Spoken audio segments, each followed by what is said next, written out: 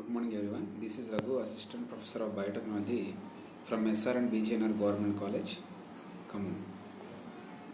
So today's topic is amino acid structure, biological importance of amino acids, and chemical reactions involved with amino acids. So we have seen the process of protein synthesis. So the proteins are made up of 20 standard amino acids in general. A part of that, 2 or 3 modified amino acids are also there, like cysteine and ferrolysine. A part of that, there are 20 standard amino acids that makes most of the proteins, 99.99% of the proteins. Today we will see the structure of these 20 standard amino acids and also their biological importance and some important reactions associated with these amino acids. So if you see the structure of an amino acid in this figure, it is the general structure of an amino acid with central carbon atom attached with 2 functional groups. One is carboxyl group, other one is amino group, and hydrogen. Opposite to hydrogen, an R group. R may vary. So this is the general structure of an amino acid. So it will have an amino group and a carboxyl group, hence it is called as amino acid. So if you see the definition, amino acids are called as building blocks of proteins. So they make proteins, hence they are called as building blocks of proteins. So if you see the central carbon atom, here it is called as asymmetric carbon atom if R group is different from rest of the groups. That means if R group is different from rest of carboxylic, amino and hydrogen atom, then carbon atom C is called as asymmetric carbon atom. So asymmetric carbon atom means a carbon will attach to 4 different groups, then it is called as asymmetric carbon atom. So generally the valency of carbon atom is 4. So if the carbon atom is attached to 4 different groups, then it is called as asymmetric carbon atom. And the carbon atom that is attached to functional group, here the first priority functional group is carboxyl group, and the carbon atom attached to carboxyl group, it is called as alpha carbon atom. So all the 20 standard amino acids are alpha carbon atom containing amino acids. So only alpha amino acids make the 20 standard alpha amino acids, which are of 20, make the proteins. So we will see the structure of these 20 standard amino acids now. So you can see the amino acids which are non-polar, means that does not contain any polarity in water, hence they are called as non-polar. And aliphatic R groups. So R which we mentioned here is aliphatic chains here. So that means CH2 like that, it contains aliphatic chains. So non-polar aliphatic amino acids. The first one is called glycine, which is the simplest amino acid. So you can clearly see the hydrogen atom in blue color there on the top instead of R group. So here the carbon atom is not asymmetric because the carbon atom contains 2 hydrogens here. Along with that, a carboxylic acid group and an amino group is present. That is structure of glycine.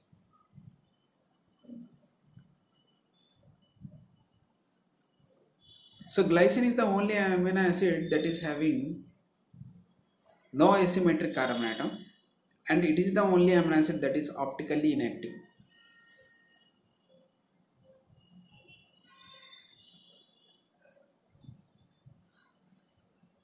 Glycine also plays an important role in the process of neuromodulation, neurotransmission modulation. So that we will see in the upcoming slides. Glycine, when combines with succinyl CoA, it will give delta amino levulinic acid, which is a precursor for the synthesis of heme.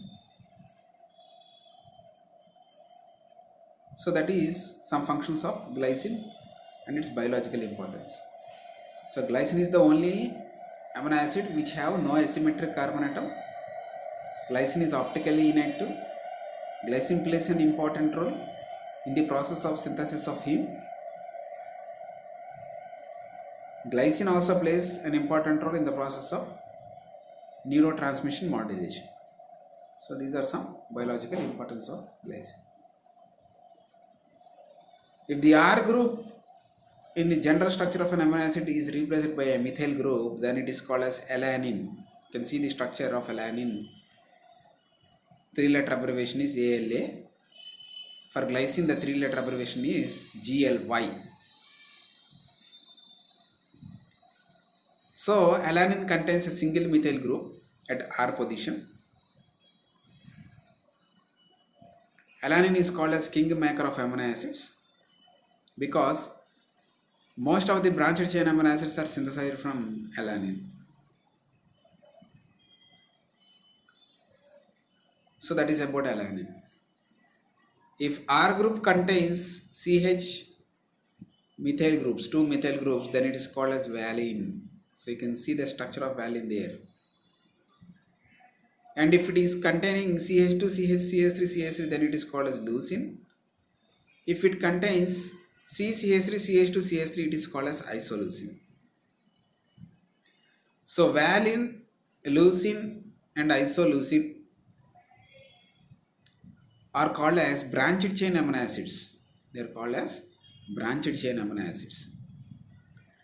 These branched chain amino acids, they are present in protein interior and plays an important role in hydrophobic interactions. So branched chain amino acids play an important role in hydrophobic interactions. So valine, isoleucine and leucine. So these will come under branched chain amino acids. Apart of that, a thiol group containing amino acid is there, that is methionine. You can see CH2, CH2, S, CH3. If CH is present, it is called as sulfhydryl group. If only S is present, it is called as thiol group. So thiol group containing amino acid is methionine. So generally it is a sulfur containing amino acid. But since it is non-polar, it is placed under this non-polar aliphatic R group containing amino acids. So methionine in the form of S-adenosyl methionine plays an important role in methyl group transfer. In biological reactions. Methionine also the starting amino acid during the process of protein synthesis in eukaryotes. Methionine in the form of formyl methionine, it is the starting material for the protein synthesis in prokaryotes.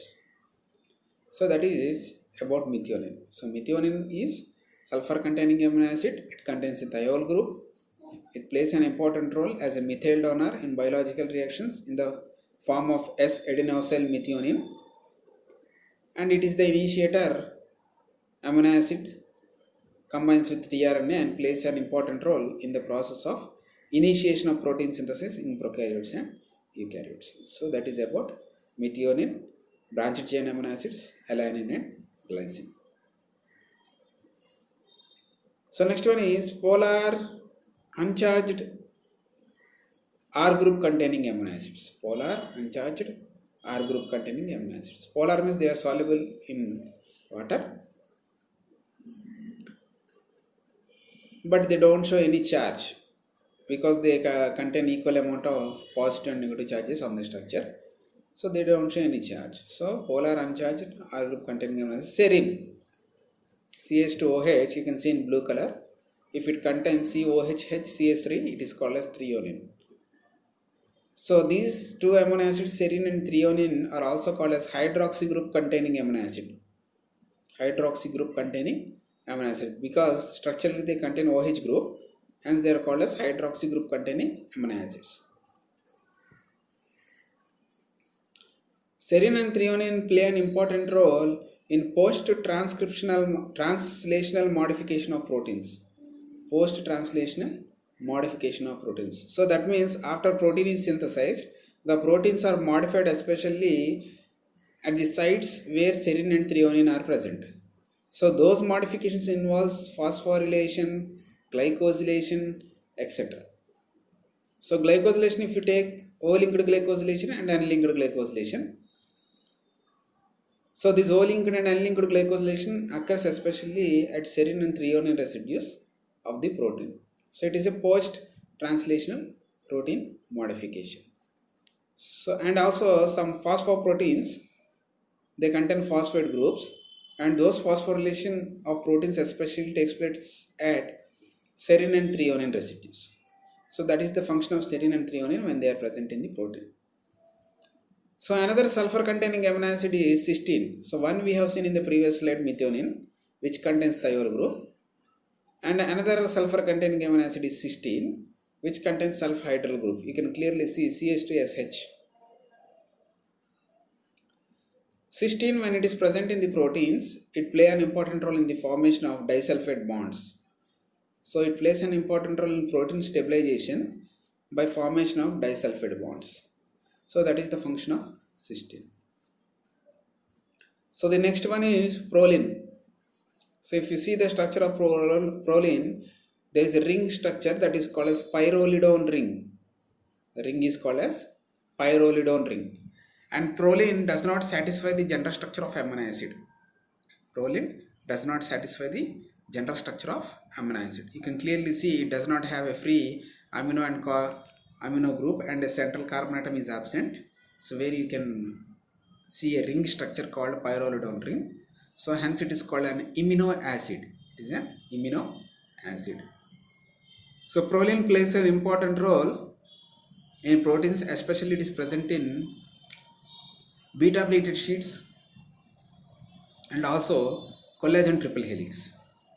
So that is the function of proline, and we will see the role of proline when we see the structure of proteins. So it is present in collagen as well as beta pleated sheets. That is proline. So next one is asparagine and glutamine.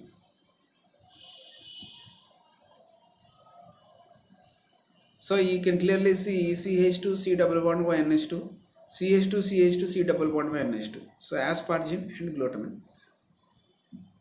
These two amino acids are derivatives of aspartic acid and glutamic acid. They play an important role in the process of transamination reactions. So transamination reactions are the reactions where amino group of an amino acid and a keto group of a keto acid are transferred onto each other to form a new amino acid and a new keto acid. That we will see during the reactions of amino acids. So asparagine and glutamine, they play an important role in the process of transamination reactions.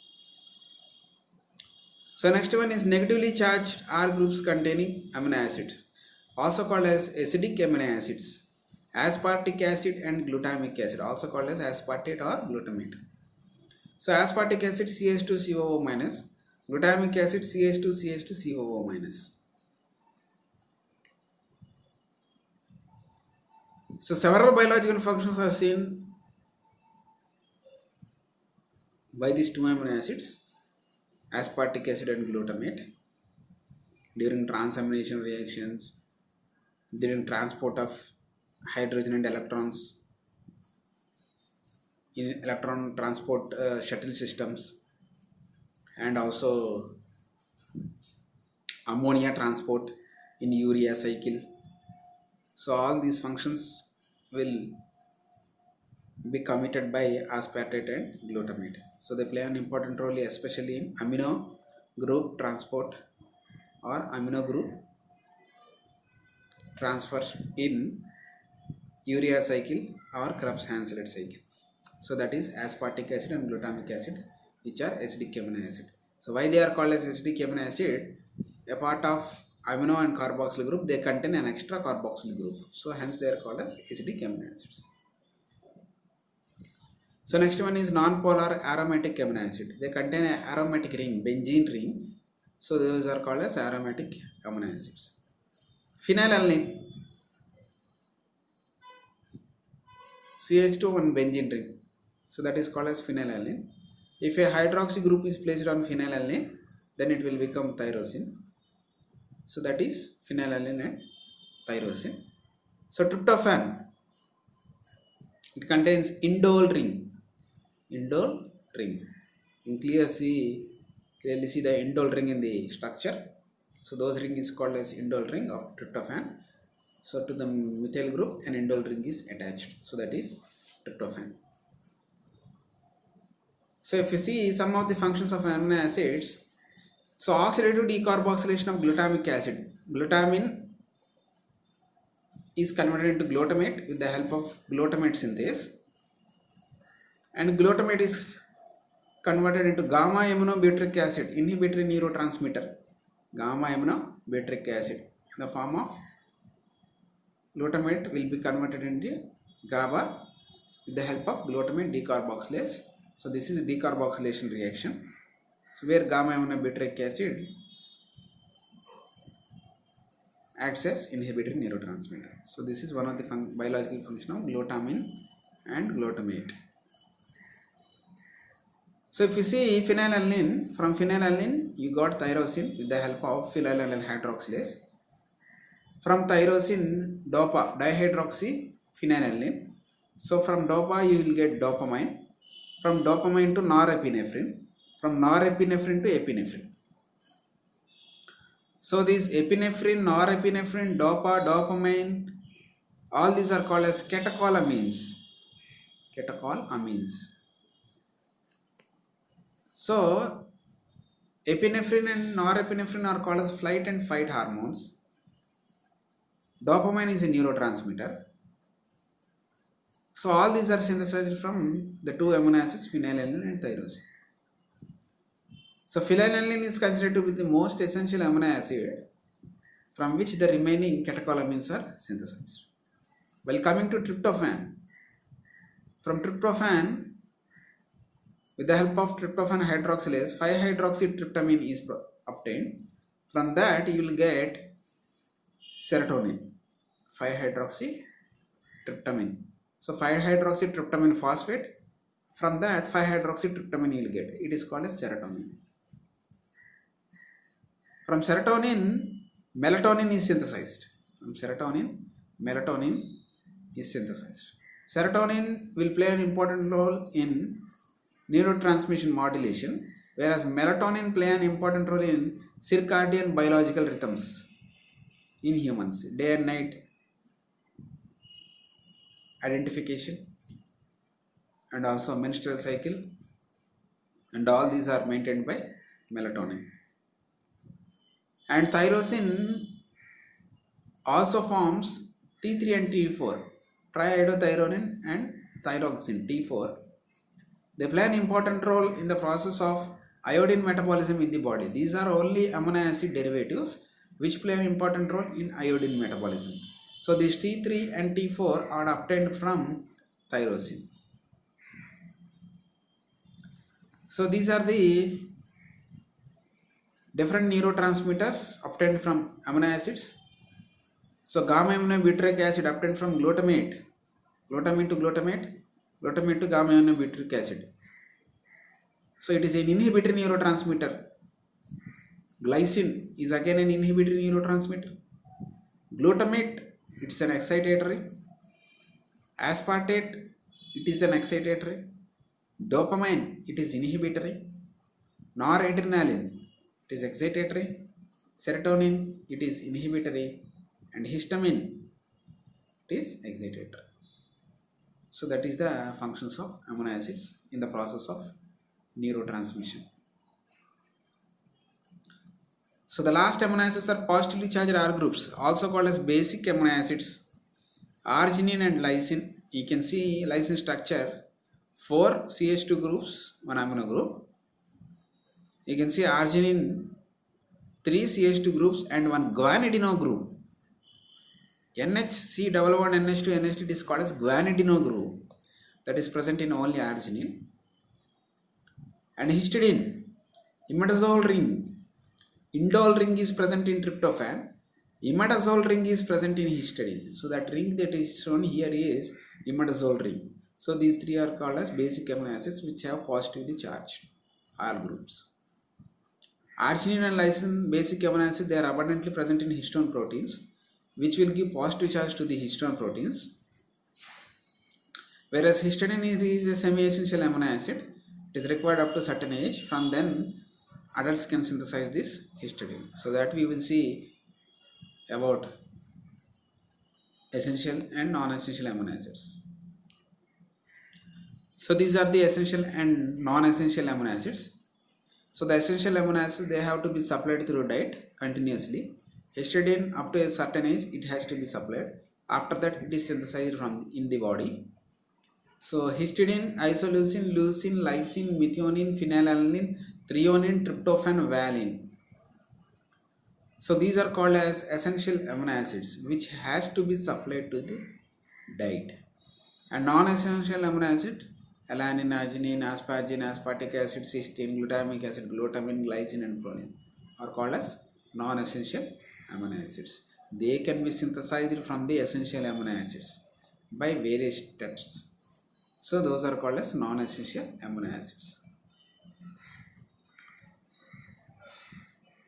So all the amino acids which we have mentioned are L and alpha amino acids. The proteins are made up of only L and alpha amino acids, not other than that forms.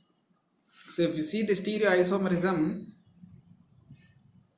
L or D of an amino acid is based on the presence of amino and hydrogen atom, these two groups in the central carbon atom. So you can see the L amino acid, the amino group is present towards the left side and H is present towards the right side. And a D amino acid, amino group is present towards right side and a hydrogen is present towards the left side. So based on the presence of amino group and hydrogen atoms, the amino acids are classified into two types, L amino acids and D amino acids. Only L and alpha amino acids are biologically active and the proteins contain only these L and alpha amino acids. So this L amino acid, which is alpha carbon atom containing amino acid, and which we have seen in the previous slides, the 20 standard amino acids, all are L and alpha amino acids that are used in the process of protein synthesis. So next property is Zwetter ions. So amino acids, they contain carboxylic group and amino group. So generally if you write, it will be written as NH2 and COOH, general representation. But these amino acids, when are dissolved in water, charges are developed on carboxylic group and amino group due to proton donation, internal proton donation from carboxylic group to amino group. So the amino group will be converted into NH3 plus and carboxylic group COO minus. So the amino acid on its structure contains both positive charged and negative charged groups. So hence they contains both the charges, it is called as Zwetter ion. So you can see the definition, because amino acids contain both energetic and basic functional group. An internal acid-base reaction occurs forming an ion with a positive and a negative charge called Zwetter ion. You can see the structure clearly having the positive and negative charge.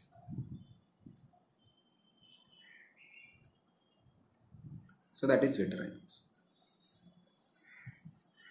So another point was mentioned, in solution the structure of an amino acid can be changed with the pH of the solution.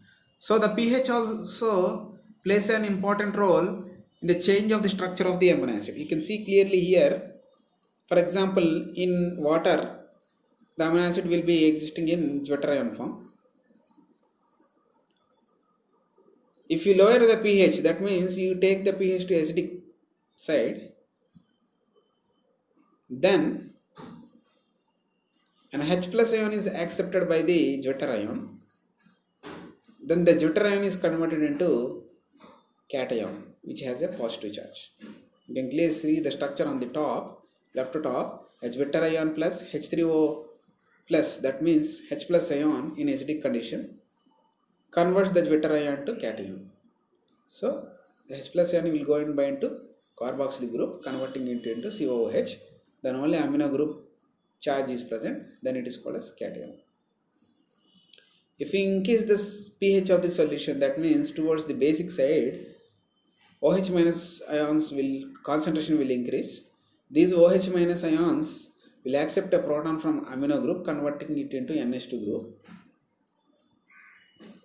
such that the Zwitter ion is be converted to anion with carboxyl group negative charge. So that is the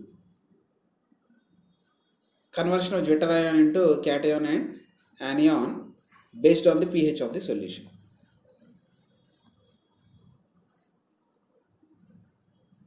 Next one is isoelectric point.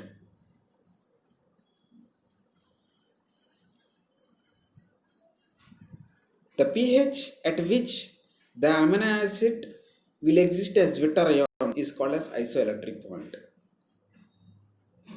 We have seen the structure of 20 standard amino acid. They have different types of groups on their structure. Acidic amino acid, basic amino acids, some have more than one positive charge, some have more than one negative charge in their structure. But if all the charges are equal at a pH of solution, that means the amino acid will be existing in Zwitter ion form. So the pH at which the amino acid exists at Zwitter ion form is called as isoelectric point. At above isoelectric point, amino acids forms anions. Below isoelectric point, protonation occurs and act as cations, which we have seen in the previous slide. So this is the condition: decrease in pH and increase in pH. So these are the sum of the isoelectric points of each and amino acid. You can see glycine 5.97. You can see aspartic acid 2.77, glutamic acid 3.22, lysine 9.74, arginine 10.76. So among these, the amino acid which is having highest isoelectric point is arginine 10.76. And of lowest is 2.77, which is shown by aspartic acid. After that, glutamic acid. So lowest isoelectric point in containing amino acids are acidic amino acid. Highest isoelectric point containing amino acids are basic amino acids. Among that, arginine will be highest. Among acidic, aspartic will be the lowest. So if the pH of the solution is same as isoelectric point, the amino acid will be existing as Zwitter ion. So that is isoelectric point. And isoelectric points of various amino acids, that is 20 standard amino acids shown here. So next one is peptide bond formation. So two amino acids are there. If you remove a water molecule, then a peptide bond is formed. A bond is formed between carboxylic and amino group by removal of a water molecule. You can clearly see on the left top we have removed a water molecule. Carboxylic group donated OH group and amino group NH2 donated hydrogen. A water molecule is removed and a peptide bond is formed. This type of bond you can clearly see during translation process, which is mediated by peptidyl transferase, an enzyme which is present in the P site of the ribosome. So that is peptide bond formation. So another reaction is ninhydrin reaction. Amino acids react with ninhydrin. Two molecules of ninhydrin. You can clearly see ninhydrin react with one amino acid where an aldehyde group is removed plus CO2 is removed plus a water molecule is removed and amino group is attached to ninhydrin, and another ninhydrin will come and two water molecules are removed and a complex is formed. This is called as Rohimase purple color complex, which is purple in color. So ninhydrin is especially used for the identification of amino acids by paper chromatography, and it is also a confirmation test for identification of amino acids during biochemical experiments. So ninhydrin, two molecules of ninhydrin will interact with amino acid to form Rohimase purple color complex. This is ninhydrin reaction, which is used for the identification of amino acids. So that is about structure of amino acids, biological importance, and some important reactions associated with the amino acids.